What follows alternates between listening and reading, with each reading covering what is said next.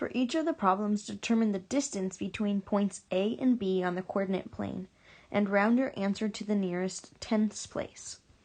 So we are going to connect these by creating a right triangle coming off of there.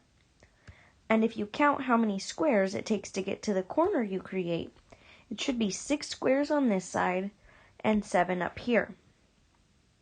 So 6 squared plus 7 squared equals that side length AB, which we're going to call C. 6 squared is 36, 7 squared is 49. Adding those together, you get 85. Then if you want to find C, to undo a square, you use the square root. So the exact answer would be the square root of 85. But if we put that into our calculator and we round to the tenths place, meaning 1 decimal spot, we would say that C is approximately, oh, that was a bad approximate sign. Let's try that again. Is approximately 9.2. And each of these boxes doesn't give us a dimension, so we're going to say 9.2 units. Again, you want to draw a right triangle connecting these 2 points.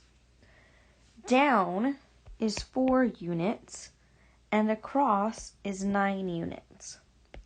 We label that hypotenuse, the one that's across from the 90-degree angle, with a C. 4 squared is 16, 9 squared is 81, and when you add those together, you get 97. To undo a square, you use a square root.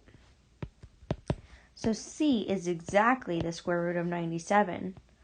But if we approximate, you can use your calculator and type in the square root of 97. On our calculators, you need to hit the second button and then the x squared button, but yours might look a little different. If you're using your phone, sometimes if you tilt it sideways, you can see that square root button, but you should get something that rounds to 9.8. And again, measured in units.